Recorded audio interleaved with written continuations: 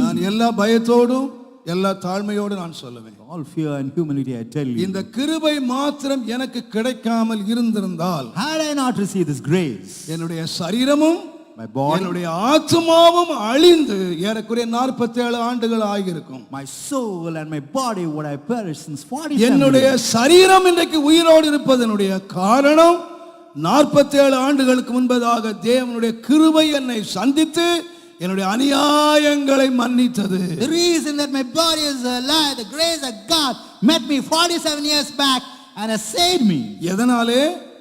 நான் கிறிஸ்தவனாய் பிறந்ததினாலயா? Because I was born a Christian. கிறிஸ்தவ ஆலயத்துக்கு போனதினாலயா? Or because going to the Christian எங்கள் temple. வீட்டிலே கிறிஸ்தவ வேதாகமம் இருந்ததினாலயா? Or because of the Bible that was இல்லை there. இல்லை. No, no.